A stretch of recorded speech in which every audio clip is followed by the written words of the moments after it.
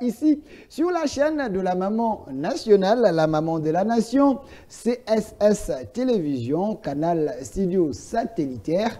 Cette émission, c'est chaque jour à partir de 11 h du lundi au vendredi, 11 h en direct jusqu'à 12 h 30, rediffusion 22 h. Aujourd'hui, comme annoncé, on va reprendre le sujet concernant la dépréciation monétaire avec les hommes faits qualifiés pour essayer un peu d'analyser ces sujets. Mais ce matin, je suis accompagné de la grande équipe, donc régie finale et la réalisation entre le mains de M. Tati, l'ancien Bougard, qui est là avec nous. Tati, ça va?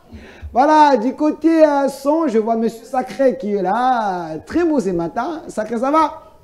Voilà. Derrière la caméra, l'homme de Mouniéré, lui s'appelle M. Eric. Il est là derrière la caméra. Eric et la seule fille et dame sur ces plateaux, Esther, elle est là avec nous. Mais je suis avec le DG, Mathieu Takizala, DG de l'entreprise spéciale Autogarage. Il est ici avec nous. Monsieur le DG, soyez le bienvenu. Je vous remercie, cher Delphin. Vous savez que ce qui pour la démocratie du Congo est essentiel. Vous êtes parmi les étoiles de la presse congolaise et qui comprend les enjeux du XXIe siècle et qui essaie aussi de sélectionner les experts sectoriels de la démocratie du Congo. Je pense qu'il y a ce qu'on sait que vous pouvez faire pour le pays. Mais je ne manquerai pas pour les héros dans l'ombre. Ça signifie que toute l'équipe technique, en commençant aussi par la classe dirigeante de cette maison congolaise de la presse, vous savez, la communication, si elle n'est pas bien incarnée, automatiquement les nations reculent.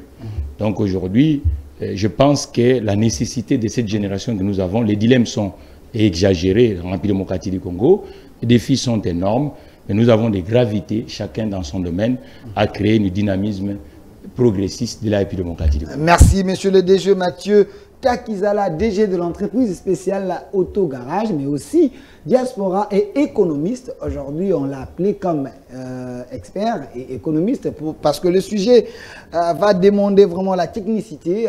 Voilà pourquoi on a voulu à ce qu'il soit là. Et de l'autre côté, nous avons Maître Gédéon Kolela. Lui, il est éclectique. Il est également membre de l'ICOR, coordonné par M. Fumutoto Bassanga. Ils sont dans l'Union sacrée. Maître Gédéon Kolela, soyez le bienvenu. Merci beaucoup. Effectivement, je suis membre de l'ICOR en dehors de mon idéologie d'électique, tant qu'éclectique ou l'éclectisme. Je suis membre et puis lui, M. Fumutoto, il est le coordonnateur, mais moi je suis l'administrateur. L'ICOR, en fait, c'est l'union des communicateurs de la République, membres de l'Union sacrée. Okay. Il faut toujours... le communicateur de la République. De la République. Vous, c'est la République d'abord. Membre de l'Union sacrée. Okay. Parce qu'il y a plusieurs collectifs de communicateurs qui sont membres de l'Union sacrée. Okay. Donc, c'est différent avec des communicateurs de la République qui sont membres de l'Union sacrée. Parce que personne n'a la légitimité de contester l'autre. Nous tous, nous sommes en train de communiquer pour le président de la République ainsi que le gouvernement de la République qui a toujours relié le projet de la société ou le programme implicé par le président de la République. Donc voilà, c'est dans ce cadre-là que nous sommes là comme membres pour recadrer un peu la communication. Vous savez, il y a beaucoup de mensonges, il y a beaucoup de non-dits. C'est ainsi que nous sommes là pour relier le ministère de l'Information, donc ou le ministre de l'Information, ainsi que tout ce qui est comme les réalisations des chefs de l'État. Merci, Maître Gédéon Kolela. Avec vous aujourd'hui, on va analyser un grand sujet, mais parmi l'actualité, il y a la réponse de la CENI actuelle de Kadima contre le propos de M. Corneille Nangaa, l'ancien président de la CENI. On va placer un mot sur ça. Il y a également la situation de l'Est qui persiste. On va placer un mot également. Mais le sujet principal d'aujourd'hui, on va parler de la dépréciation monétaire. Comment faire pour résoudre le problème de la dépréciation monétaire en RDC?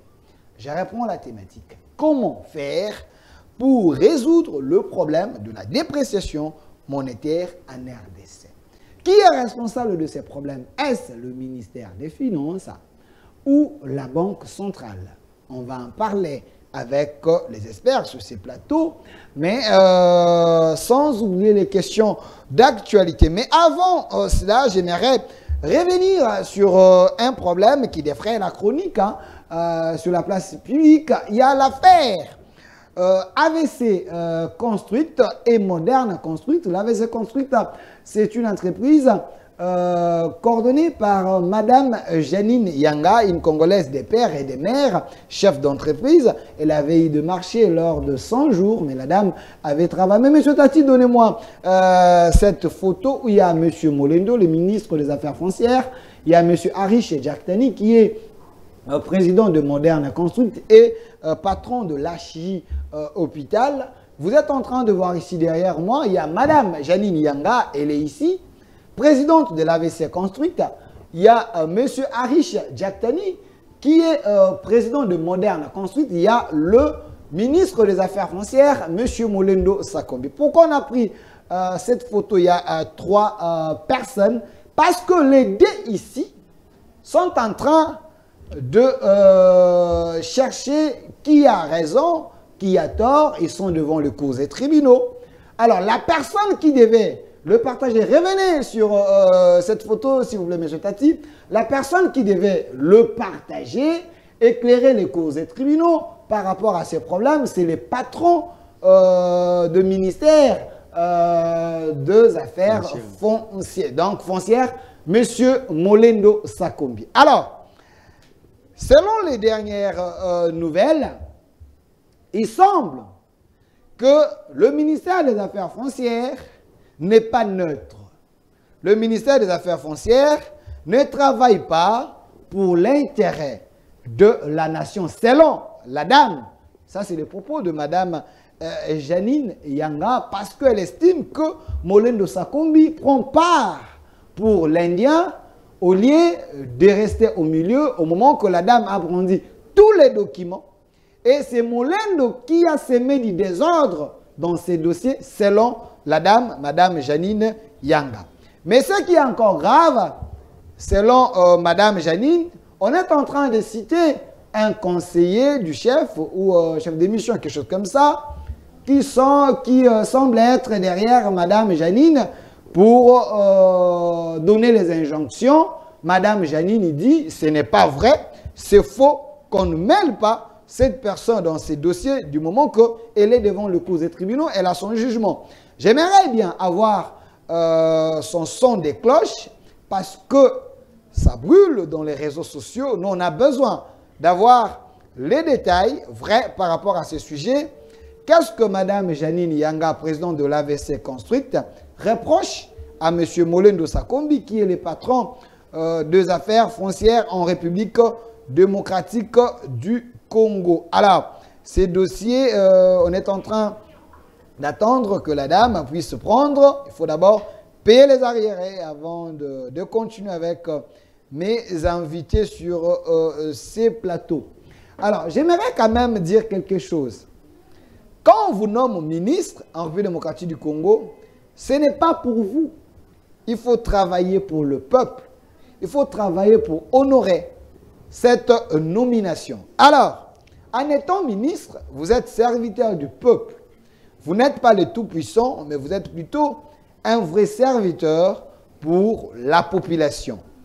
Est-ce la population, sous la gestion de M. Molendo Sakombi, cette population se retrouve? Parce qu'il y a autant de dossiers. Aujourd'hui, les gens qui pointent Molendo. Alors, Molendo Sakombi fait-il bien son travail pour qu'il soit cité dans des dossiers même compromettants, selon plusieurs sources? Nous, on est la presse, on est en train de chercher la vérité par rapport à ces sujets. On tente d'entrer en ligne, en contact avec Mme Janine Yanga. Allô, Mme Janine Yanga, bonjour. Allô? Bonjour, Mme Janine Yanga. Bonjour. Vous êtes en direct ici sur la chaîne de la Maman Nationale, CSS Télévision. Il y a un problème entre vous et Molendo personnellement?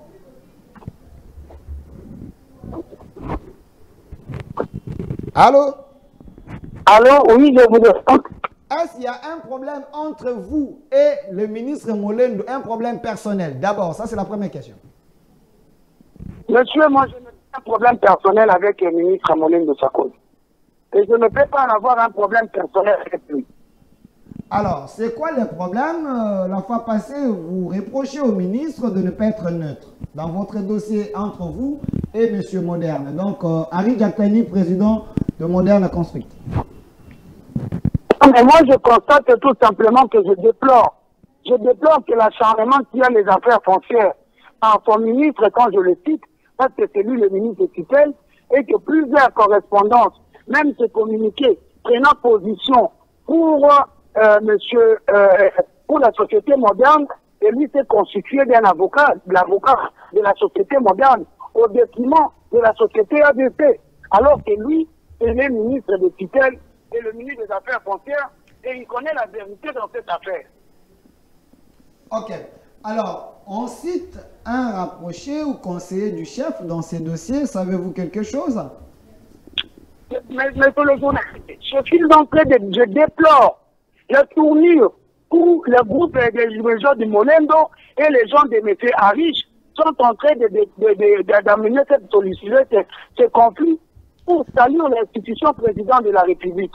J'ai lu aujourd'hui trois fois des articles et je déplore comment ils veulent amener ce dossier, quitter le dossier là où ça se trouve entre ABC Construct, une entreprise, et Henri Jacquani qui vient en 2020 spolier la concession d'ABC pour des règlements de comptes politiques entre dans leur parti INC et entre... C'était un dossier de 124 000 hectares appartient au groupe Forest. 120 de compte à un collaborateur du chef de l'État, qui est M. Pacifique Kacha, qui fasse leur règlement de compte autrement, mais pas mêler le dossier ABC là-dedans. Parce que quand je lis les articles qui disent le mensonge que un collaborateur du chef de l'État aide Madame ABC à avoir une décision judiciaire, c'est faux, monsieur le journaliste. Vous allez voir que le RC 113, 151, que ABC a fait exécuter, a été obtenu par ABC en 2017, à l'époque de Kabila. Que Molendo n'était même pas ministre. Arish n'avait même pas acheté cette concession. Et que le jugement a été exécuté. Pour qui veulent salir l'institution présidente de la République, qui veulent salir les collaborateurs, faire le règlement de compte au président pour prendre le règlement de compte politique mêlé à mon dossier, je le refuse catégoriquement. Qui veulent régler leur compte à un des adversaires parce qu'ils ont leur guerre interne, ils ont leurs problèmes familiaux ou les conflits qui datent des années, qu'on ne mélange pas le conflit avec, s'il vous plaît, de la veuve Yanga pour régler des comptes à un adversaire politique, pour régler des comptes des dissidences au sein d'un parti politique, pour régler des comptes à un individu qui règle leurs comptes entre eux, pas utiliser mon dossier. Alors, on cite les noms de Kibuka, IG et Sabé dans ces dossiers. Vous en savez quelque chose? Oui, moi, je dis jusqu'à tous les jours, j'ai toujours déploré l'implication de IG et Sabé. IG et Sabé s'est constitué de troisième juridiction, alors que Moderne n'a jamais détenu un jugement. Mais Moderne a utilisé le jugement de ADC en venant s'installer dans la concession d'ADC, alors que sa concession est ailleurs. Et dans l'autre avenue, à 1 kilomètre de la rivière Ngili, mais IG et Sabé, en complicité avec les gens de l'affaire foncière, ont fabriqué un rapport qui n'a pas de sens entre le titre des deux parties. Ils ont produit un rapport qui mène dans la conclusion de ce rapport. Vous allez lire le rapport que IG sort de ce frérot et il demande à toutes les parties de venir utiliser les procédures régulières pour l'acquisition des terres et que les parties reviennent avec leur certificat d'enregistrement pour changer leur CV de métrage de bornage et leur croquis. Mais ce n'est pas la compétence de l'inspectorat judiciaire. C'est la corruption. Je sais que je suis en train de me battre avec les gens qui disent qu'ils ont des moyens. Ils ont des entrées partout. Et que la pauvre veuve là, ou pas Kolobelaye a zalité et n'aura pas la force de le faire. IG Sabé n'est pas une troisième juridiction. Le Conseil supérieur de la magistrature avait décrié que l'inspectorat judiciaire s'est constitué de devenir des juges, interpréter les jugements à leur manière, alors que la loi ne lui autorise pas. La loi n'a jamais autorisé à M. Etabe de référer les experts, d'aller demander jusqu'à ce qu'il a coupé la concession de AVC en complicité avec le rapport de l'affaire foncière. Voilà pourquoi IG Etabe se sentant déjà lui-même, par son propre cultitude, d'avoir commis des actes contraires à la loi, de faire pour des intérêts propres à lui, parce que pour ses intérêts personnels, il a lui-même toute une institution de la justice en danger, en complicité avec le mafieux, pour déposséder à AVC une partie de sa concession, où il a produit même un croquis qui n'a rien à voir ni avec le certificat de AVC, ni avec le certificat de l'État moderne. Merci. Et la preuve en est que ce rapport dit que les partis reviennent avec leur certificat pour changer. Merci. Mon certificat est inattaquable. Et j'avais même reçu la lettre du ministre des Droits humains, Fabrice Pola. C'était un dossier de 100. Pourquoi il ne cite pas qu'il a été interpellé par un ministre des Droits humains, Fabrice Pola, qui lui a écrit une lettre en lui disant que ce que tu es en train de faire, c'est l'atteinte aux droits garantis aux particuliers et sous la parcelle de AVC Construite, qui détient un bien qui est déjà inattaquable et que vous voulez aller installer Moderne Construite qui est à 1 km de la rivière Ndili, dans une concession AVC qui est au bord de la rivière Ndili. Et cela n'est pas dans l'état d'esprit de l'état de droit que veut prôner le président Félix Tshisekedi Tshilombo, et que qui déplore à IG de ne pas faire ces pratiques. Merci. Cette lettre a actionné. Pourquoi IG n'a pas cité cette lettre? Merci. Alors quand je vois la lettre qui sort, qui dit qu'on lui a dit si tu avais écouté. Mais il y avait la lettre de IG justement, la lettre de Fabrice Pola, qui l'avait interpellé que ce que tu es en train de faire est de la loi. Et aujourd'hui, vous voulez enlever ce dossier-là dans l'angle de quelqu'un qui est en train de torpiller l'état des droits, de torpiller la justice pour salir l'institution président de la République par vos règlements de compte, puisqu'il y a un grand collaborateur qui fait ceci, qui fait cela, alors que quand on va dans le fond, le jugement qui est fait n'est pas à l'époque de Kabila. Merci. Merci, Madame Janine Yanga. Une question directe. Donc, vous faites face à un réseau mafieux. Je fais face à un réseau mafieux, à des gens qui utilisent l'argent comme le moyen de pouvoir pour étouffer une pauvre dame, pour m'expolier les biens. Tous les gens de l'affaire foncière, les gens qui connaissent bien, je sais qu'ici en République démocratique du Congo, il y a déjà bien. Je sais qu'ils sont en train de corrompre tout le monde. Mais il y a un être qui ne va pas corrompre. C'est le Dieu. À lui, mon Dieu, le défenseur de veuves et des orphelins. Que Merci. moi et mes enfants, nous prions tous les jours. Parce que ce bien-là nous appartient. Et nous n'allons pas le laisser. Et Dieu ne va pas nous laisser. Merci. Et la justice divine va agir. Merci, Madame Janine Yanga, présidente de l'AVC Construite, de nous avoir donné votre part des vérités. Elle est indignée dans ces dossiers. Elle dit que Monsieur le ministre des Affaires foncières, Molendo Sakombi, n'est pas correct, il n'est pas neutre. Il y a un réseau mafieux qui est en train de chercher à ce que la dame ne puisse pas jouir de son bien, sa concession qui est en Gilles Brasserie, parce que M. Molendo, qui est le ministre des Affaires foncières, avait signé un contrat d'amphithéose en donnant à M. Arish Djaktani le droit d'exploiter dans cette concession de manière illégale, parce que le monsieur a ces documents qui les situent sur l'avenue Ouassa, mais M.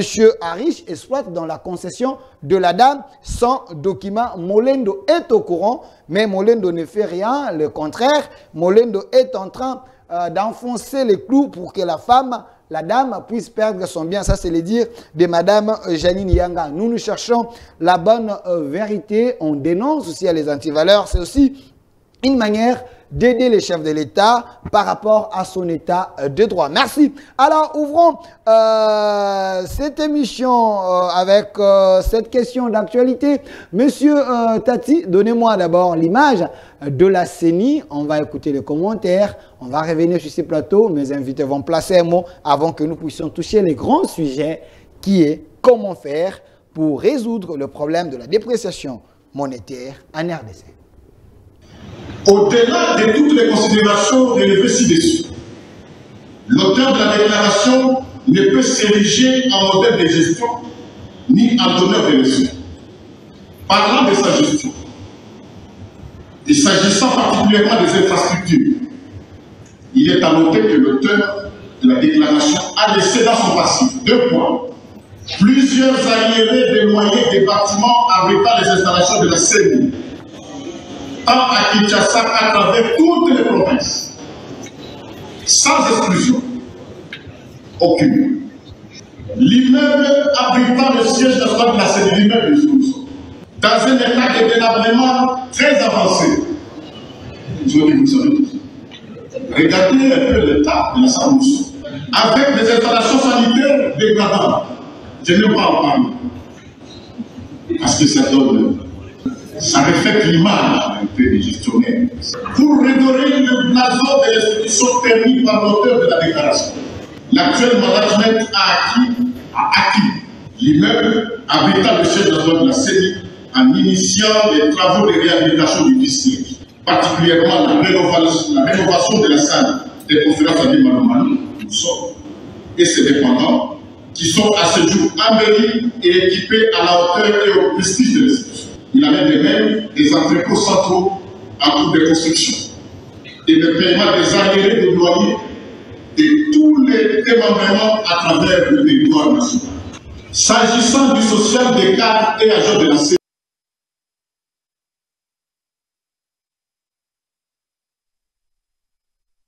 sur ces plateaux avec mes invités, je suis ici avec M. Mathieu Takizala, DG de l'entreprise spéciale Auto Garage Diaspora Économie. C'est également de l'autre côté Maître Gédéon Kolela, membre de l'ICOR.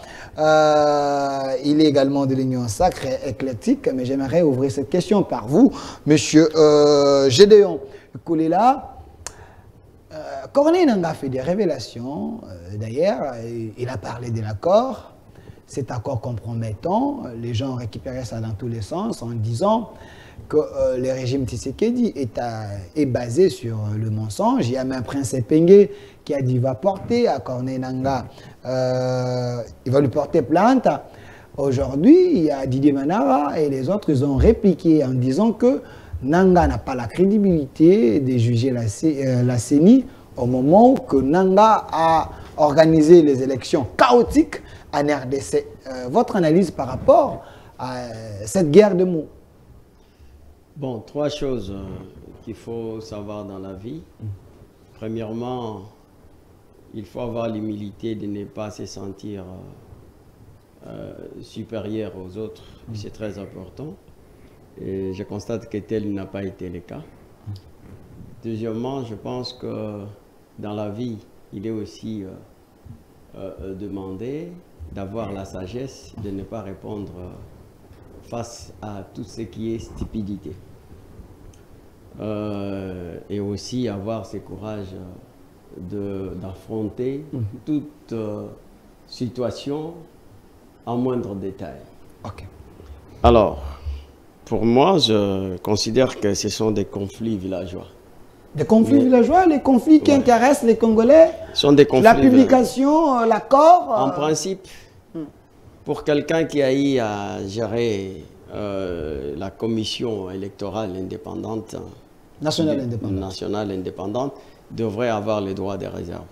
Parce que quand on a eu à gérer à ces niveaux-là, où les résultats pour les uns, ça rencontrait des aspirations profondes, et que pour les autres, comme vous parlez ici de l'opposition, qui n'a jamais cessé de dire qu'ils sont victimes du vol de leur victoire, et que vous êtes quelqu'un qui a eu à organiser les élections, la moindre des choses, c'est d'avoir un devoir de réserve. Et c'est ça les droits administratifs. Alors, si Nangaa a vidé son fardeau, Nangaa a préféré dire la vérité, non, parce qu'il y a eu un accord. Non. Et pourquoi vous voulez restreindre sa liberté?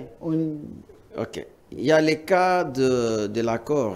J'ai suivi son porte-parole. Le porte-parole de Nangaa, il semble que maintenant il a un parti politique. Bien sûr. Alors, qui a demandé pour dire, lorsqu'il a parlé de l'accord, ce n'était pas que c'est en dehors des résultats, c'est passé sur Top Congo, mais il parlait de l'accord FCC Cash qui a évité l'effusion du sang parce que on ne pouvait pas imaginer que les antagonistes d'hier ou chez les gens qui s'est regardés sur les champs de faïence comme l'IDPS et le PPRD s'accordent pour une gestion consensuelle avec les mécanismes de surveillance mutuelle. Alors, je concède des choses à ces niveaux-là. Et je pense qu'il y a une différence.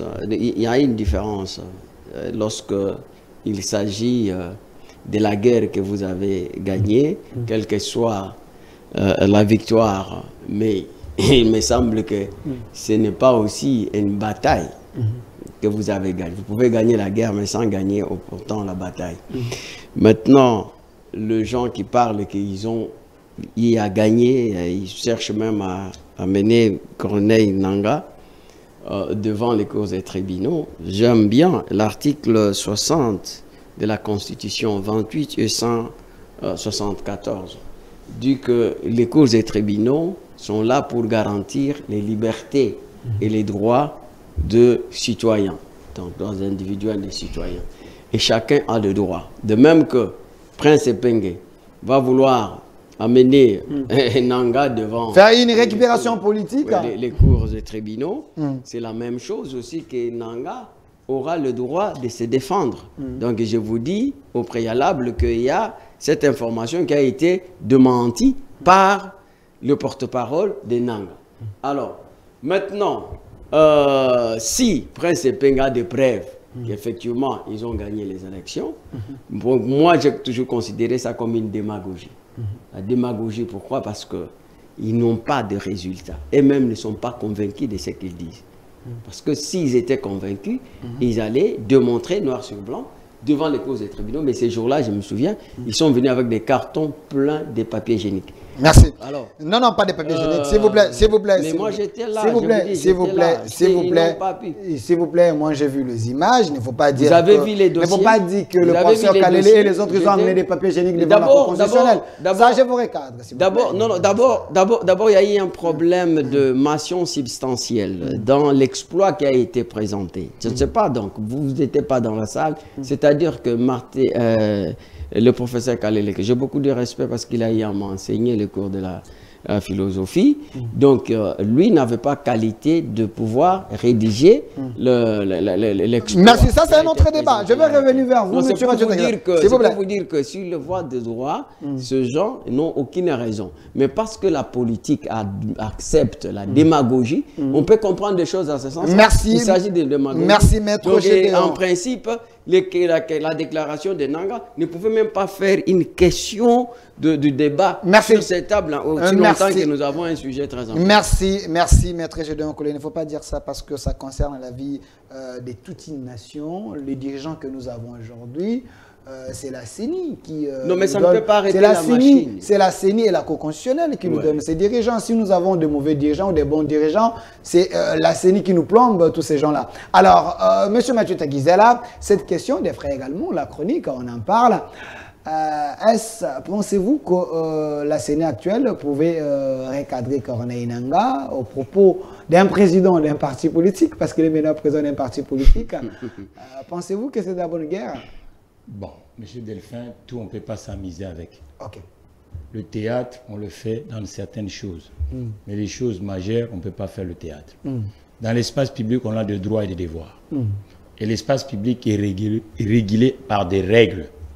Ça veut dire qu'aujourd'hui, automatiquement, lorsque vous êtes quelqu'un qui est public, s'il y a des problèmes que vous sentez que vous voulez récupérer vos droits, il y a des instruments publics qui donnent aux gens le droit. Évitons de spéculer tout le temps en République démocratique du Congo. Il y a beaucoup de choses. Vous savez, quand le pays part toujours dans la rhétorique des spéculations, la crédibilité, parce que le Congo n'est pas seul comme État au monde. Aujourd'hui, nous avons des défis dans plusieurs secteurs. Nous voulons donner une bonne image de cette société pour que cette société puisse aussi capter les autres qui peuvent choisir la République démocratique du Congo comme un Eldorado. Les amis doivent comprendre que quand on assume des responsabilités, vous êtes au service d'un système. Et ce système, s'il y a le problème, si vous estimez que vous avez des choses à faire. Les cours et tribunaux sont faits pour ça. Vous comprenez? Normalement, dans le cycle normal des élections, dans des états majeurs, qu'est-ce qui se passe? Nous avons ce qu'on appelle l'instrument principal des régulations des élections et de la population, qui est le ministère de l'Intérieur. Mais la République démocratique du Congo avait choisi ce que nous appelons la CENI. La CENI. Qui est, entre guillemets, l'organe indépendant. Commission électorale nationale indépendante. Qui est l'organe indépendant. Donc, il y a une administration. Mais cet organe n'est pas au-dessus de toutes les lois de la République démocratique du Congo. Ça veut dire que les lois de la République démocratique du Congo doivent contrôler. Parce qu'en gestion, si le contrôle n'est pas là, vous n'allez pas avoir des résultats. Donc, je crois que si aujourd'hui, les uns et les autres estiment... Contrôle a priori, a posteriori, ou quel contrôle donc? Oui, mais laissez-moi un peu aller dans cette létanie. Ça veut dire quand les uns et les autres pensent qu'ils ont des choses à dire dans l'espace public, et surtout si c'est un litige du point de vue d'organisation, je crois que dans un système étatique, il y a des instruments qui doivent réguler les litiges. C'est pas un homme tout seul qui vient, tu commences à parler. Est-ce que ça s'est fait aussi en France? Est-ce que ça s'est fait aussi en France? Parce que vous habitez également là-bas. Oui. Là-bas, ce qui est vrai, c'est le ministère de l'Intérieur qui organise les élections. Est-ce que vous ne pensez pas que la RDCP également a adopté ces systèmes pour nous éviter cette théâtralisation sur la place publique? On ne peut pas être à la fois juge et parti. Le problème des élections à démocratique du Congo est devenu plus l'affaire des politiciens. Donc ça devait être l'affaire des administrations. Vous comprenez, les politiciens, ce sont des compétiteurs. Il a qu'à élaborer leur stratégie pour convaincre les électeurs.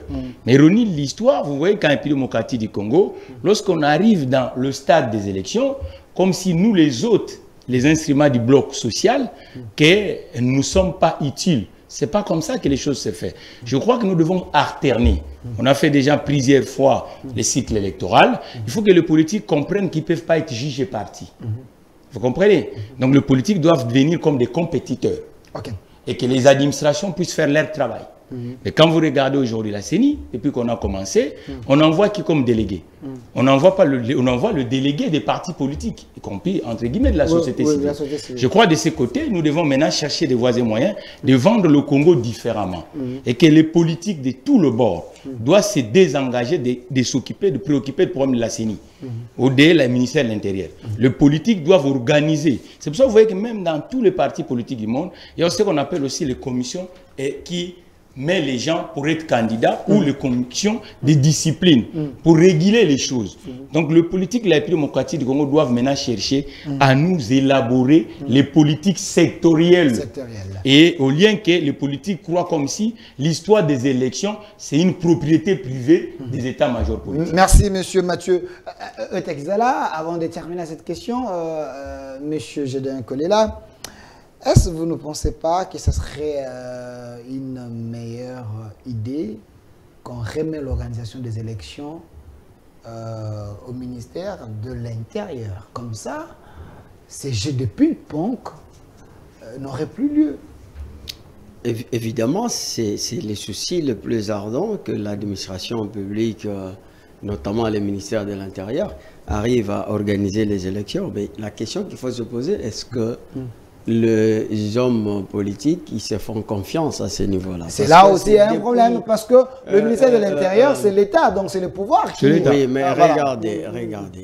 D'abord, c'est depuis l'accession de notre pays à la souveraineté internationale qu'on constate que les querelles politiciennes entre le pouvoir et l'opposition et la fraction entre soi-disant la société civile. Donc, je suis même étonné lorsque mon frère dit qu'il n'est pas politique, alors que lui, c'est un acteur économique. DG de l'entreprise spéciale autogarage économique. Économique existe, c'est-à-dire que le secteur privé est au cœur du développement et les gouvernements doivent prendre des mesures pour pouvoir donner l'accès au crédit. Et c'est une politique économique qui est définie dans ce sens-là.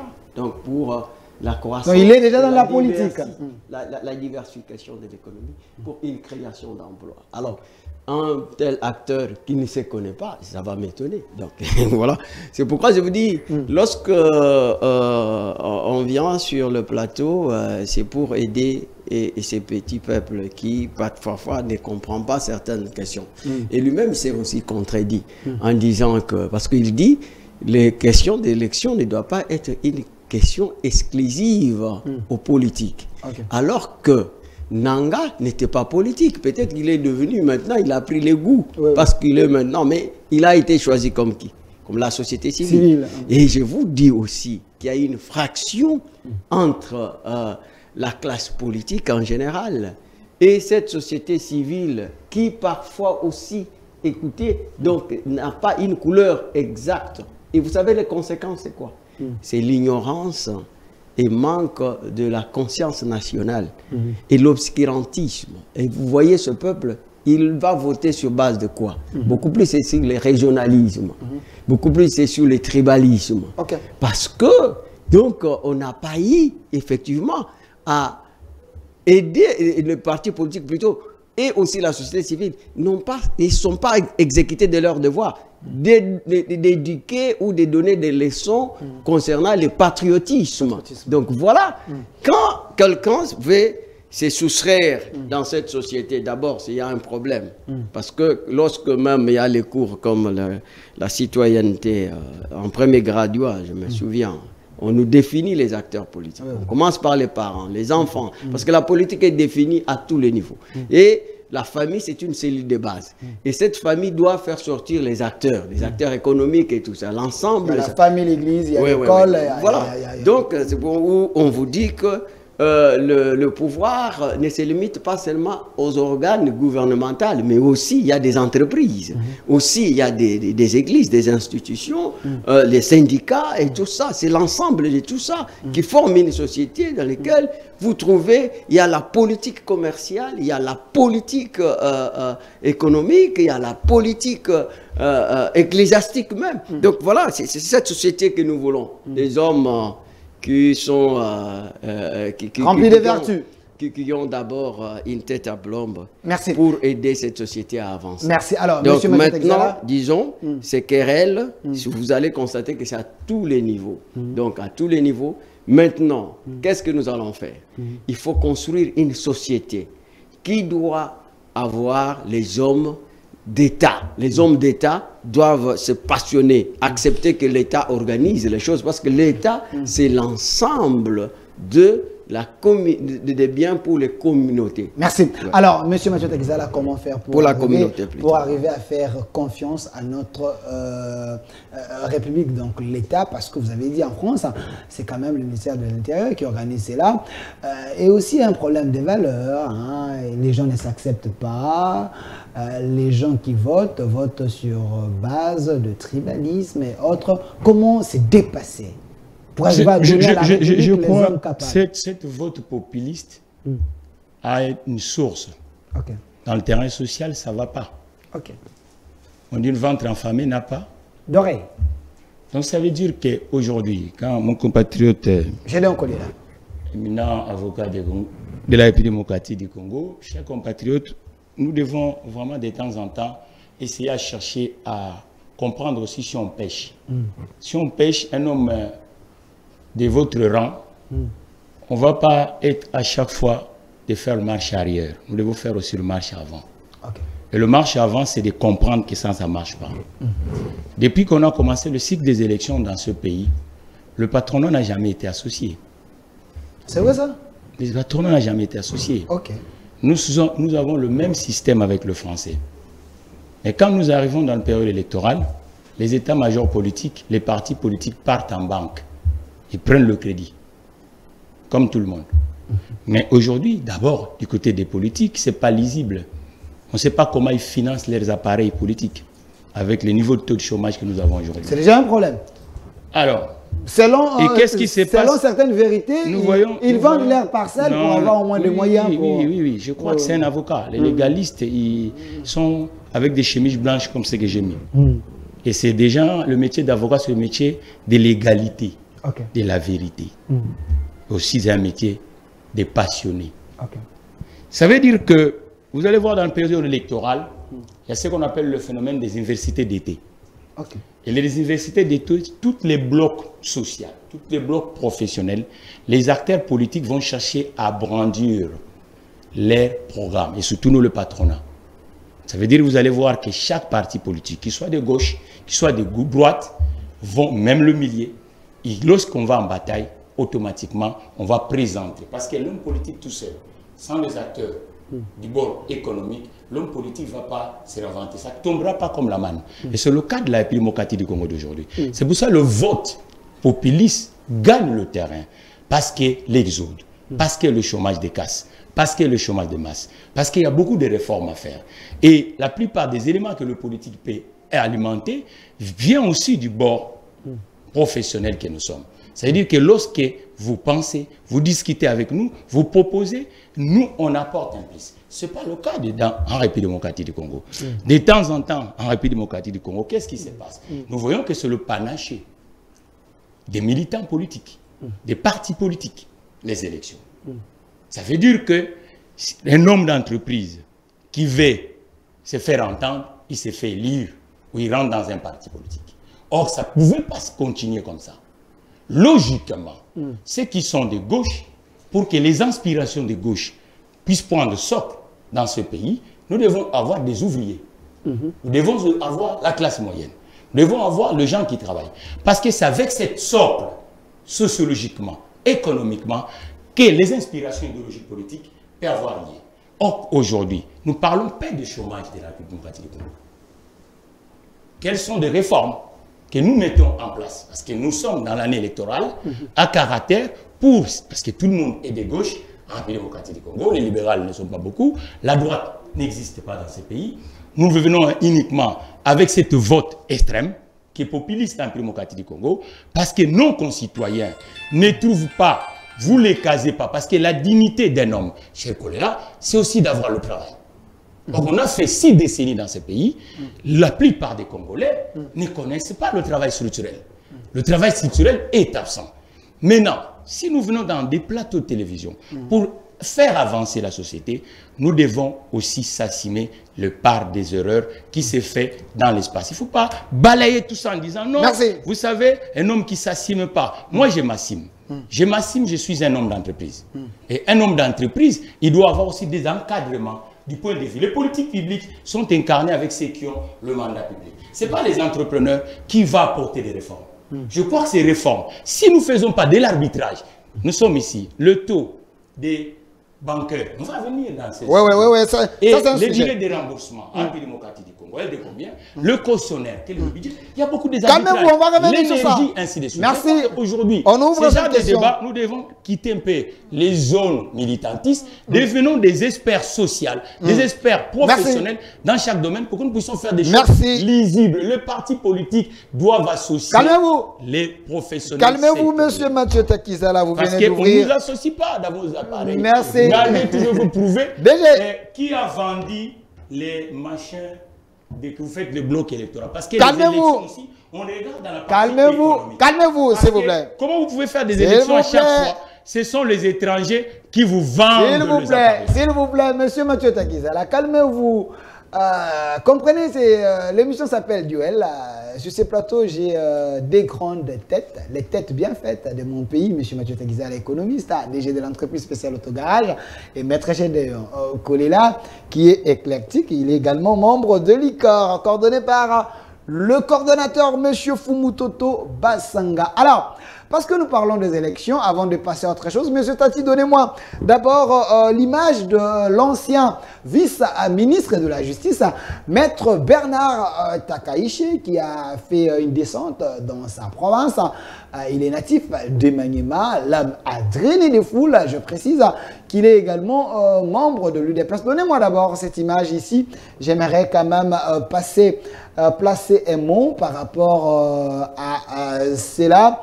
Vous savez que les élections en République démocratique du Congo, c'est ce qui fait à ce que nous puissions avoir de députés au Parlement, 500 députés. Alors il fallait descendre, aller vers la base, sensibiliser, mobiliser pour que les lecteurs soient au parfum de cet événement. Ici, on est à Maniema, à moins que je me trompe, il est là, maître Bernard Takaichi.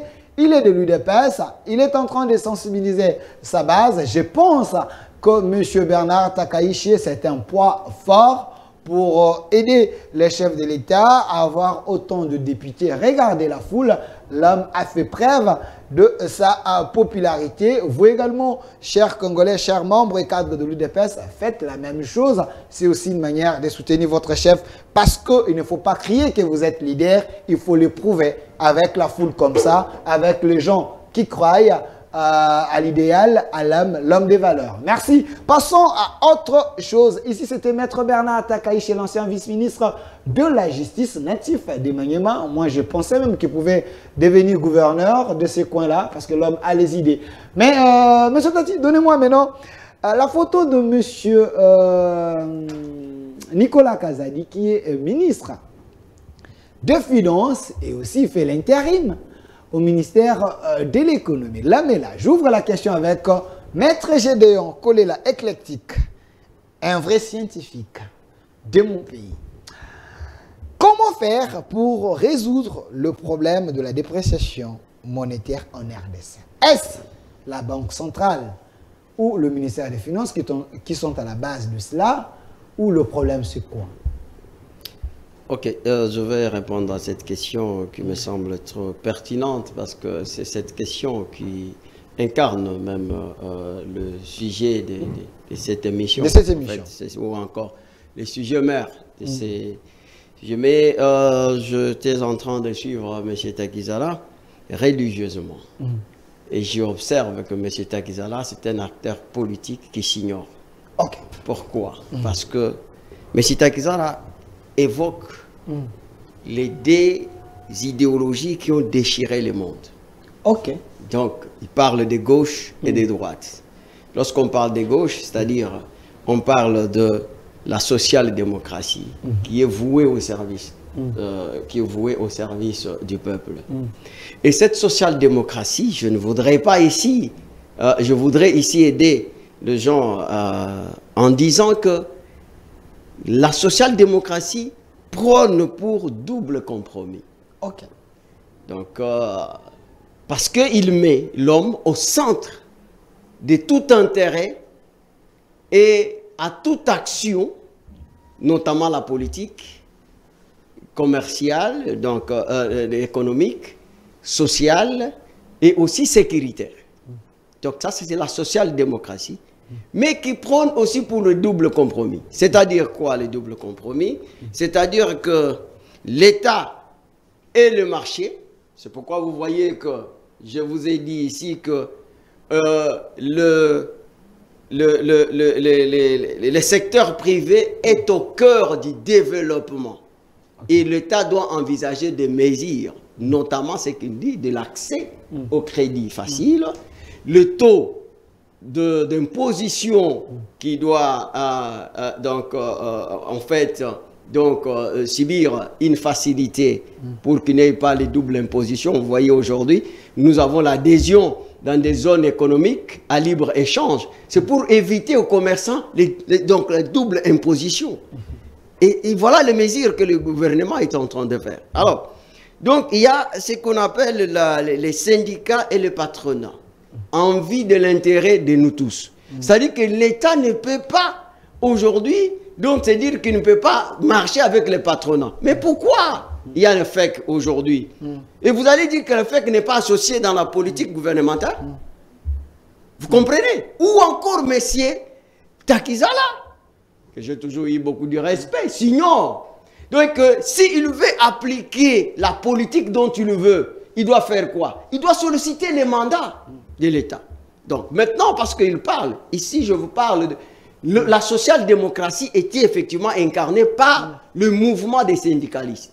C'est comme ça que vous voyez, nous disons, étant qu'éclectisme, parce que le socialisme a évolué et le socialisme a échoué dans tous les pays de l'Europe de l'Est, de même dans l'Europe du Nord. Et qu'aujourd'hui, nous avons la mondialisation qui paraît être le triomphalisme des libéralismes sur ce qu'on appelle la social-démocratie. Pourquoi? Parce qu'aujourd'hui, il y a l'économie du monde qui vise la unification des zones de production sur l'échelle internationale. Donc, et aussi, nous avons le déplacement des capitaux et les transferts des compétences par les réseaux d'informatique. Alors, ça, c'est tous les acteurs qui détiennent les réseaux d'informatique, ce sont les acteurs économiques qui sont dans la politique, qui imposent la politique.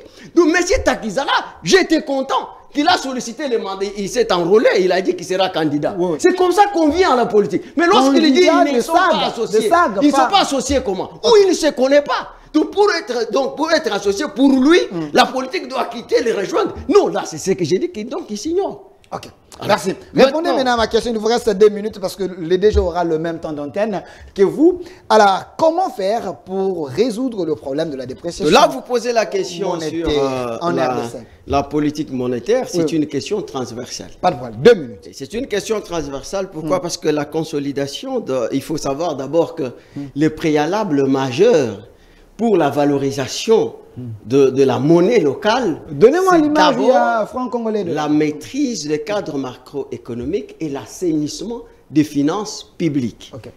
Et cela doit d'abord passer par une politique monétaire. C'est quoi? Lorsqu'on parle de politique monétaire, il faut d'abord savoir que, parce que vous parlez de ministère des Finances. Effectivement, c'est le ministère des Finances qui doivent envisager des réformes prioritaires et qui créent un écosystème. Et cet écosystème, il faut dire que la Banque centrale a un rôle à jouer. Pourquoi? Parce que il faut penser à la consolidation de l'indépendance de la Banque centrale pour une conduite monétaire et le système financier. Et comment ça se passe? C'est-à-dire que dans cette conduite monétaire, il faut penser au renforcement des capacités de la Banque centrale pour avoir la maîtrise ou encore surveiller les circuits de devises dans les banques commerciales. Et cela va permettre quoi? Donc, ça va permettre qu'il y ait la maîtrise des stabilités de la monnaie. Mais ce n'est pas seulement ça qui doit permettre la stabilité, parce que lorsque vous avez renforcé la capacité de la Banque centrale, c'est-à-dire la Banque centrale doit jouer le rôle de l'inspecteur des finances, c'est-à-dire lutter contre la fuite des capitaux. Alors là, ça pose problème dans notre pays aussi, parce que avec les systèmes de bancalisation, nous trouvons que les banques ne sont pas partout. Et pour une maman là, qui vend le braise quelque part, tout ça, vous ne pouvez pas l'imposer aujourd'hui d'avoir une carte électronique dans la mesure où c'est fabriqué localement. Pour un creuser, par exemple, qui a besoin de vendre son diamant, donc il est difficile de lui demander d'aller toucher l'argent à la banque. Donc nous avons... Dans l'informel domine. Non, au fait, c'est ça le problème. Oui, il faut dire qu'aujourd'hui, avec les réformes, nous allons y arriver. Mais c'est une lutte parce que vous demandez des systèmes de la valorisation de la monnaie. Mais il y a beaucoup des éléments qui entrent en compte, parce que je vous ai dit que c'est une question transversale, parce que le ministère de l'économie doit jouer sur le rôle. Merci. Maintenant, vous ne me laissez pas vous parler du ministère de l'économie qui doit jouer sur le rôle. 30 secondes, je vous ajoute. Et il faut savoir que comment le ministère de l'économie, c'est-à-dire qu'ils doivent être capables d'analyser en toute objectivité les différents systèmes économiques pour la fixation des prix. Pourquoi la fixation des prix? C'est-à-dire qu'il faut considérer que la fixation des prix a double rôle. Premièrement, donc il faut le considérer comme un instrument privilégié de l'État pour réguler la vie économique et la vie sociale aussi. Parce qu'il faut savoir que l'économie peut prendre en otage même le pouvoir politique. Donc il faut savoir qu'il faut s'imposer pour que les systèmes de fixation de prix jouent aussi les rôles de sanctionnateurs. C'est-à-dire qu'il y a les acteurs économiques qui sont des récalcitrants. Donc les gens qui sont indisciplinés, antisociaux, donc qui visent que leurs intérêts, alors que la réglementation de prix donc, est un instrument qui permet à ce que si ils essayent un peu de s'égarer, ils doivent être sanctionnés. C'est pour ça qu'on leur demande toujours d'afficher le... Merci, Maître Gédéon Kolela, éclectique membre de l'ICAR. Vous défendez plus la République. Vous êtes dans l'Union sacrée, donc vous êtes au pouvoir. Alors, Monsieur Mathieu Takiza, la DG de l'entreprise spéciale Autogarage, économiste. La même question à vous. Comment faire pour résoudre les problèmes de la dépréciation monétaire en RDC? Qui est le responsable de cette dépréciation? Est-ce la Banque centrale ou le ministère des Finances? Même temps d'antenne. Voilà, j'ai regardé l'heure, hein, je sais l'heure que Maître Gédéon a mis pour argumenter ces questions, mais je vais, avant de... Payer les arriérés d'abord. Non, ce n'est pas les arriérés, mais je vais essayer d'éclairer la lenteur. Pas de problème déjà. Je m'assume, je ne m'ignore pas, je suis un homme d'affaires congolais. Dans ce pays, il y a eu des hommes d'affaires qui n'ont pas cherché le mandat politique, mais qui ont aidé la République démocratique du Congo. Zuckerberg n'a pas cherché un mandat politique. Dangote n'a pas cherché un mandat politique. Et dans le monde, quand vous sillonnez, il y a des hommes d'affaires. Mais qu'est-ce qui fait qu'en République démocratique du Congo, les hommes d'affaires... Les Nigériens. Non, je pose la question des Nigériens qu'il a parlé. Qui ont été... Merci. Je suis un homme d'affaires congolais.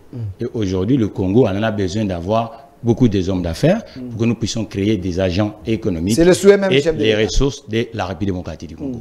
Et il y a eu le précédent, l'unique banque congolaise du côté congolais qui a créé les renommées dans la ville de Kinshasa, c'est un acteur homme du côté du bord où je me chauffe, le papa Dokolo. C'était un homme d'affaires congolais et qui a créé une banque qui a donné même le nom de la ville de Kinshasa.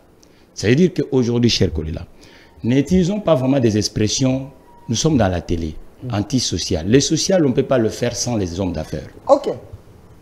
Ce social, c'est quoi d'abord? C'est un baromètre salarial. Il faut que les gens trouvent le travail. Pensez-vous vraiment à quelqu'un qui élabore des stratégies économiques et qui crée un projet économique, qui investit, qui embauche les gens, qui donne des ressources à son pays et il peut devenir un antisocial?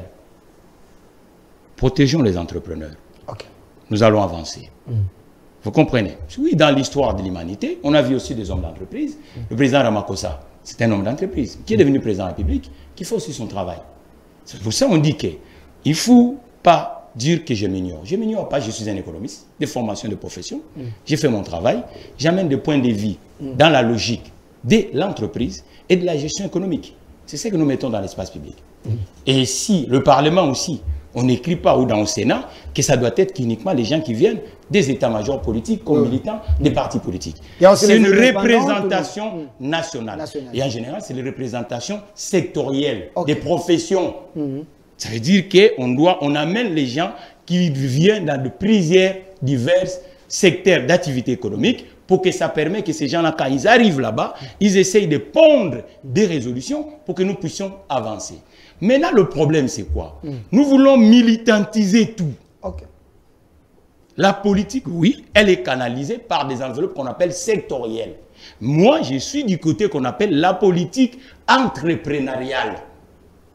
La gestion de l'entreprise privée, c'est ce qui nous manque aujourd'hui parce qu'il y a beaucoup de chômeurs en République démocratique du Congo. Vous ne pouvez pas prétendre avoir une monnaie solide. Aujourd'hui, les inflations qui sont en République démocratique du Congo, elles sont importées. C'est vrai ça? Mais oui, elles sont importées. Pourquoi? On a négligé l'acteur privé congolais. Parce que lorsqu'on avait des aînés comme Dokolo, qui faisaient des fermes ici gigantesquement, et pour qu'on puisse manger en République démocratique du Congo, on n'avait pas besoin d'importer le chanchar. Donc, la moitié de ce que les Congolais consommaient, les acteurs du secteur privé congolais étaient capables de le produire localement et de créer de la valeur. Aujourd'hui, la première inflation commence par la vague Covid. La vague Covid a fait que tout ce que nous consommons, qui venait grande partie en Chine, ne venait plus. Et automatiquement, qu'est-ce qui s'est passé? L'offre et la demande, une rarité se crée. Un autre élément qui fait que la monnaie congolaise ne puisse pas avoir le socle agressif, c'est la non-canalisation des flux monétaires. L'échange économique en République démocratique du Congo s'est fait uniquement par le biais des Maboko Bank. Il y a des secteurs entiers. 99% des Congolais qui payent le loyer ne passent pas par l'occasion. Banque. Les gens payent en cash.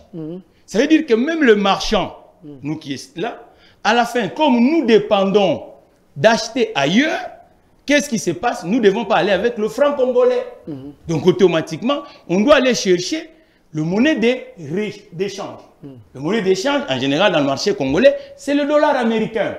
La maman qui loue la maison, pareil, à la fin du mois, on dit quoi? Taux du jour. Or que le mouvement devait se faire interbancaire. La monnaie s'appelle le franc congolais, c'est mon domaine que j'ai étudié, la monnaie. La monnaie s'appelle le franc congolais. Or, le franc congolais, même à l'époque ancienne, l'ancêtre de la monnaie, c'est le troc. Monsieur Kolela a une vache, moi j'ai un truc, on fait de l'échange. Or, on a une monnaie, automatiquement, l'échange qui se fait dans le marché congolais, nous achetons chez les autres. Or, l'artère locale, lorsqu'il s'exprime, vous pouvez créer l'écosystème pour que les entrepreneurs locaux puissent nous produire aussi localement, pour que nous puissions donner cette monnaie-là une socle. Monsieur Kolela dit, est-ce qu'il y a la maman qui fait du braise peut avoir une carte électronique? Oh, monsieur Kolela. Dans la classification de la banque, nous avons ce qu'on appelle le banque d'épargne.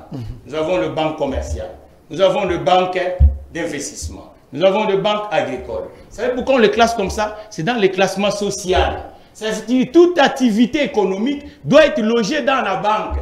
Or, la quasi-majorité des activités économiques qui se font en démocratie du Congo est hors système bancaire. Cela ne peut pas permettre à une monnaie locale comme le franc congolais d'avoir une valeur ajoutée. Ça veut dire qu'aujourd'hui, nous devons maintenant faire des réformes dans le secteur bancaire. Ça veut dire qu'aujourd'hui, qu'il soit les mamans qui vendent au marché, la Poste, c'est une banque, non? Mais les mamans qui vendent au marché devaient avoir des comptes. Livrés même à qui a un petit faible taux de frais bancaires pour que cette maman, quand elle finisse la journée, il va aller déposer l'argent où? À la Poste. Les quados, ainsi de suite. Les mamans qui font louer les maisons automatiquement. Cher Kolela, si nous voulons créer une monnaie, c'est pas ce que moi j'entends à longueur de journée à Kinshasa. Une monnaie, c'est une production. Une production, ce n'est pas uniquement ce que les gens prétendent de victimes. Une production aussi, c'est l'échange économique qui se fait dans le territoire. Merci. Les Ouéoua doivent avoir un compte à la Poste. La journée, quand ils finissent, ils doivent déposer là-bas. Donc, tout le monde doit connaître les mouvements bancaires inter-échangés dans les circuits normaux. Sinon, ça ne sert à rien. Merci, les DG Takizala. S'il vous plaît, merci. Merci DG Takizala. J'ai aimé les calmes de M. Kolela. Voilà pourquoi vous êtes en train de réagir. Moi, j'étais pas calme. Non, vous étiez également calme.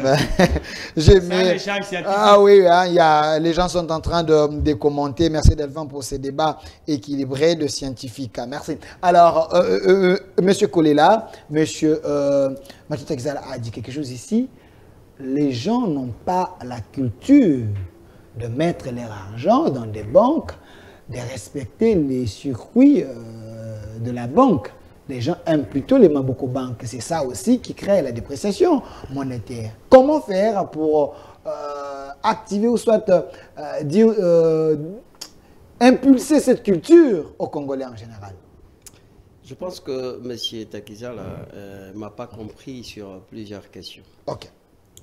Ici, votre question était de savoir comment faire pour valoriser... Pour résoudre le problème de la dépréciation monétaire. De la dépréciation monétaire ou encore comment valoriser notre monnaie. Notre monnaie.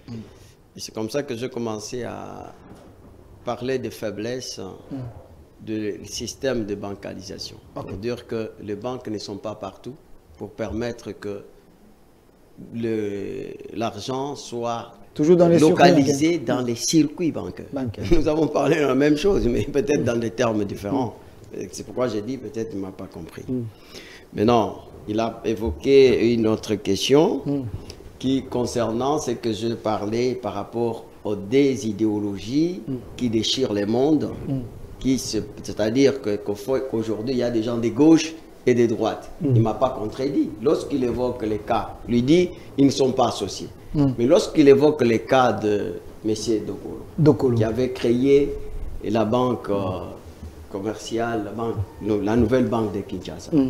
Donc, est-ce que M. Dokolo, il s'était intéressé en politique? Non, il est resté dans ce domaine. Mais c'est pour que moi je dis, M. Dokolo a été pris en compte dans la politique économique parce que, vous savez, le développement, vous ne pouvez pas le faire si vous n'avez pas, ou la classe moyenne dont il a évoqué, vous ne pouvez pas le faire si vous n'avez pas de banques de dépôt, c'est-à-dire des banques de développement.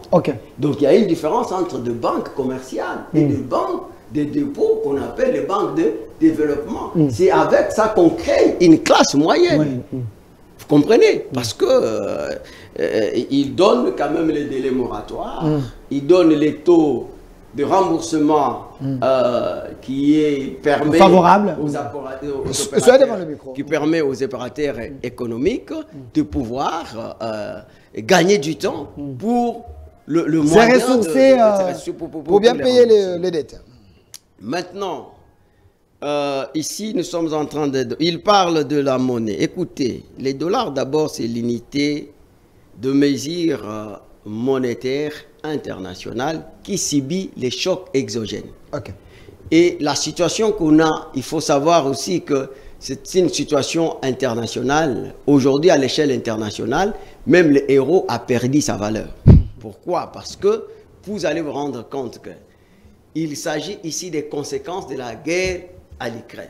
Maintenant, je suis d'accord avec lui. Peut-être que j'ai dit encore qu'il ne m'avait pas compris. J'ai commencé par évoquer les préalables majeurs pour la valorisation de la monnaie locale. C'est d'abord la maîtrise des cadres macroéconomiques et micro. C'est là où j'ai évoqué les cas de fixation des prix. Je vais démontrer tout à l'heure que nous avons des commerçants de mauvaise foi. Parce que ce sont eux qui détiennent le pouvoir d'achat. Donc je vais vous dire, même les Libanais, consorts, on peut même associer d'autres entrepreneurs, y compris Tagizala. Est-ce que Tagizala se réfère au prix fixé par le ministère de l'économie? Je me pose même la question s'il est en ordre avec les fixes, avec les paiements des impôts et consorts. Donc maintenant, il ne faut pas confondre. Donc les entrepreneurs, les chefs d'entreprise congolaises, en réalité, eux aussi, lorsqu'ils vous parlent de la culture, et lorsqu'ils vous parlent de la culture, parce qu'il évoque ici, vous savez, la plupart des Congolais, pourquoi ils n'accèdent pas au crédit? Pourquoi? Parce qu'ils n'ont pas l'économie orthodoxe et efficiente.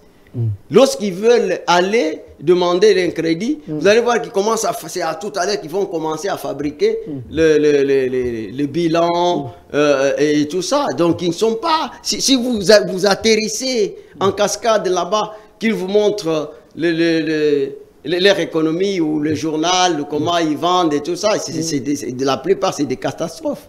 Mais la faute à qui? Vous êtes politique, non? Vous êtes politique. Ce sont tant de paroles qu'il parle. Je vais vous donner la parole. Pas de problème. Alors, je vais vous donner la parole. Il est en train de relever les failles des entreprises congolaises aussi. Je parlais de second rôle de la réglementation qui sert au pouvoir public d'un instrument juridique pour discipliner les comportements des opérateurs économiques, pour sécuriser les intérêts des uns et des autres dans un circuit économique.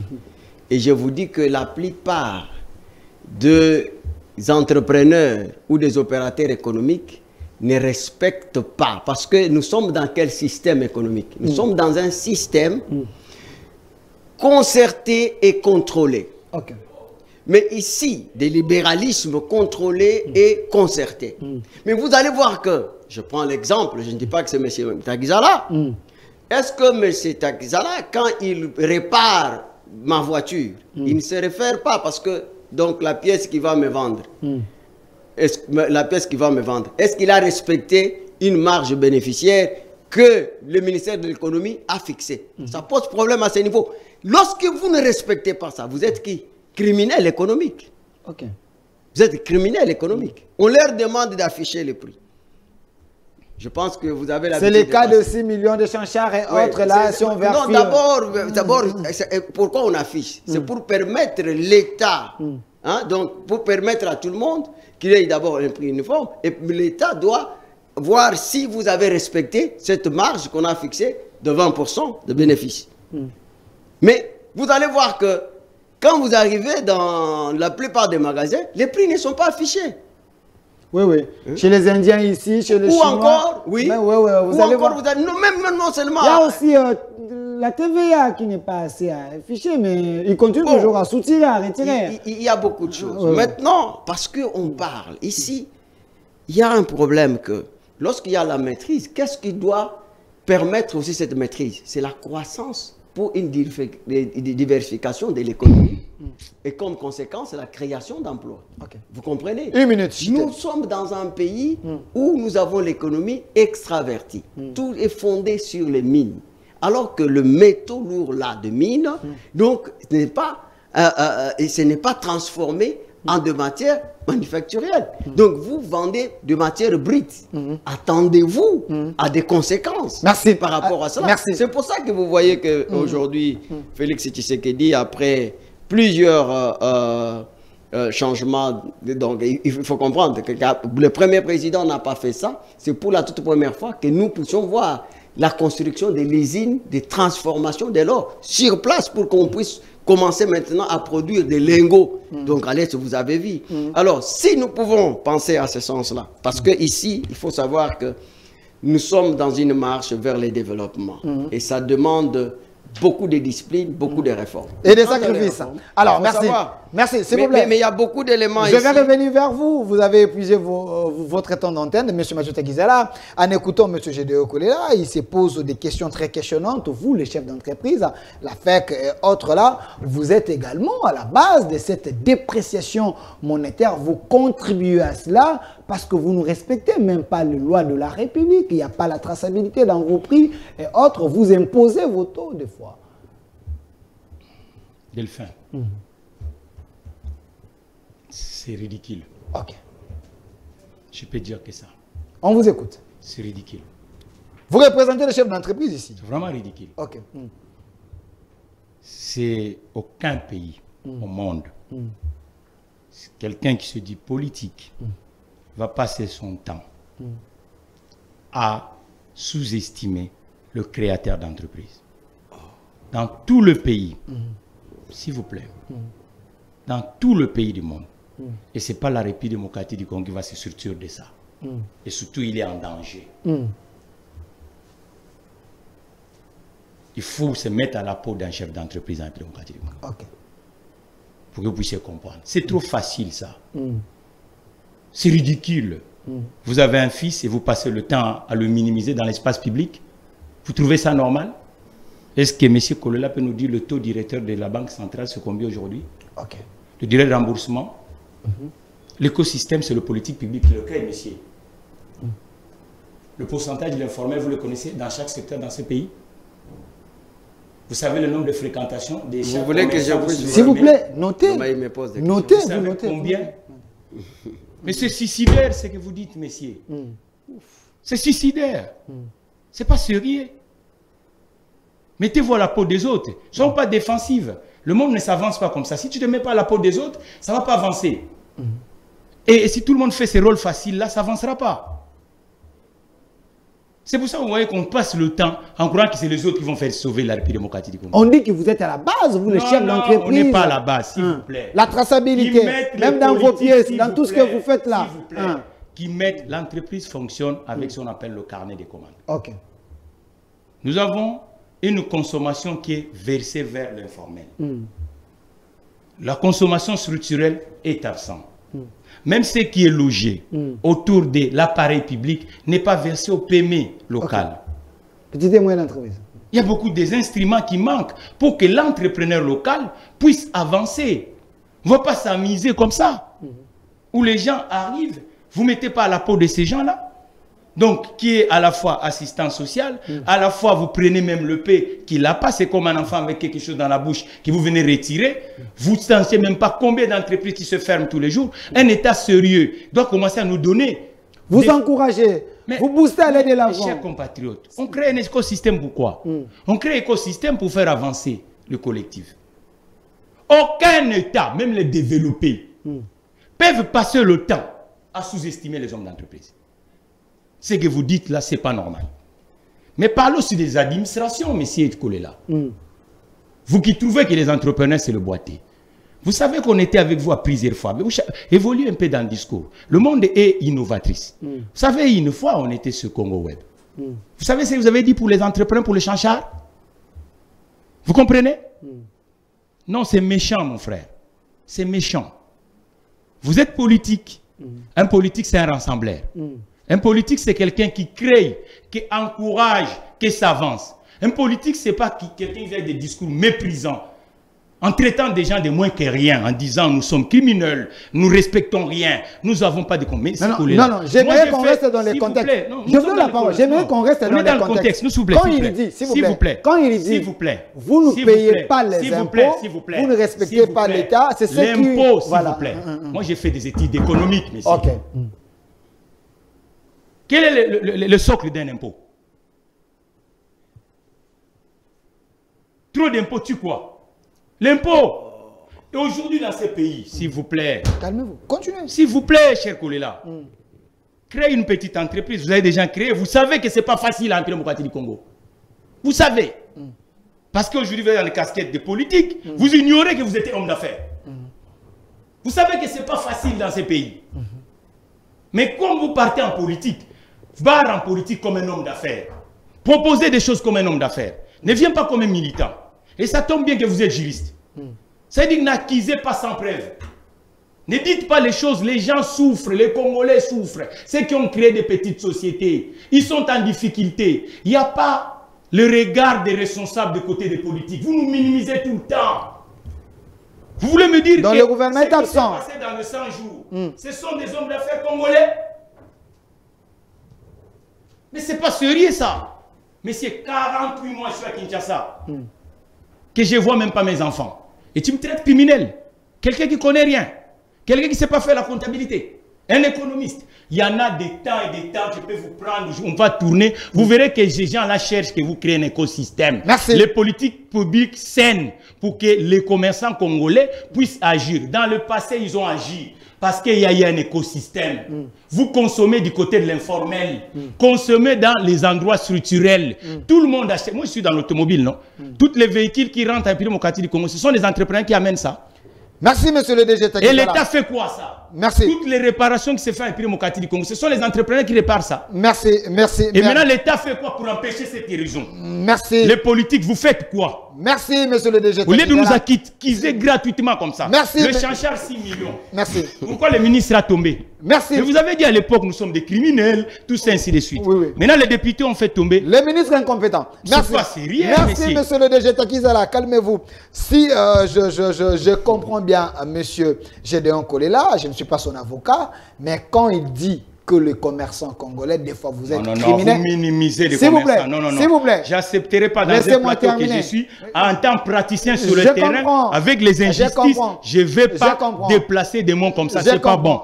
Mettez à la place, donnez le travail aux entrepreneurs. Merci. Faites de sorte que la fête, Sonas puisse travailler avec des garagistes congolais. Merci. Faites de sorte que le travail... Calmez-vous. C'est comme ça que ça va permettre. Et là, vous allez voir lecture. Calmez-vous. Vous allez venir minimiser les gens. Merci, calmez-vous. J'aimerais tout simplement dire ceci. Qu'en écoutant Gédéon Kolela, je suis en train de gérer ces débats, il n'a pas dit Takizala, il dit les entrepreneurs et les chefs d'entreprise, des fois ils ne respectent pas, ils ne payent pas. Je suis des un chef d'entreprise. Ce sont des criminels, des fois. Si eux ne payent pas, ils sont causés comme des criminels économiques. Et parlez aussi que les chefs d'entreprise n'ont pas de travail. Merci. Parlez aussi que l'informel est supérieur. Merci. Et là, il ne faut pas personnaliser ça, s'il vous plaît. Alors, monsieur Gédéon Kolela, je vous donne le mot de la fin. Je vais également donner à monsieur Takizala le mot de la fin. Il défend les entrepreneurs et les chefs d'entreprise. Je les comprends. Non, je comprends. Mais cet Takizala est venu aujourd'hui exprimer sa déception sur le marché. S'il vous plaît. Écoutez, mais vous voyez même qu'il est agité. Non, je suis pas agité. Au lieu de donner la matière, il est agité. Il est dans tous les sens. S'il vous plaît, continuez. Je vous ai dit que c'est une question transversale. Okay.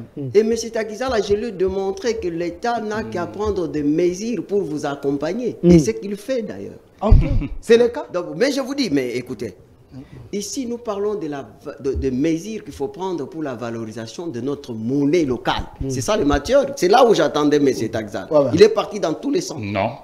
Mais la monnaie locale, ce sont les entrepreneurs. Mais parce que vous l'avez regardé. Ce sont les agents économiques. S'il vous plaît. J'évoquais l'interdiction. D'abord, M. Taxal, il faut arrêter de ce que vous dites là aux gens.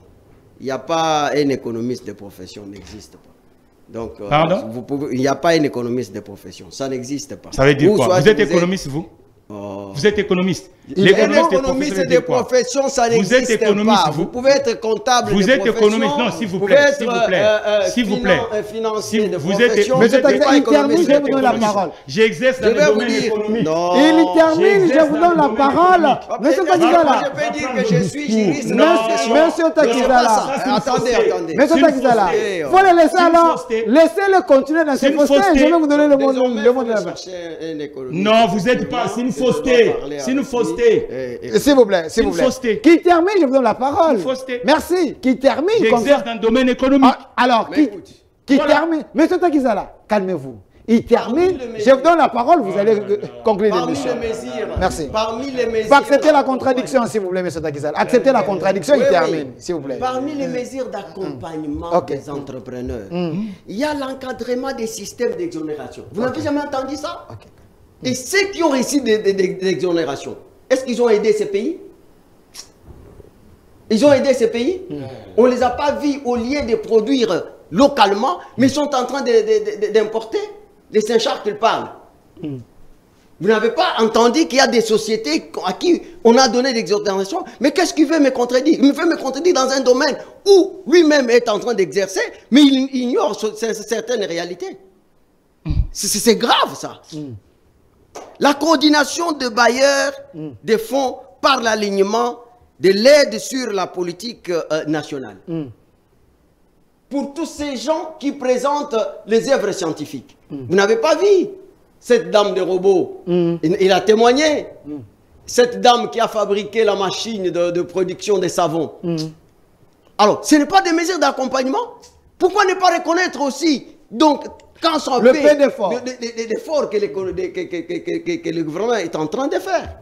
Écoutez, mais lorsqu'on parle du développement, en fait, le mot de la développement économique, c'est un acquis de l'ensemble des mesures qui gouvernent donc les activités économiques. Notamment, nous avons les systèmes de production. C'est pour ça que j'ai dit, qu'est-ce que nous produisons? Vous voyez, lorsqu'on parle de la valorisation de la monnaie locale, c'est-à-dire qu'au départ, nous devons produire. Malheureusement, nous ne produisons pas.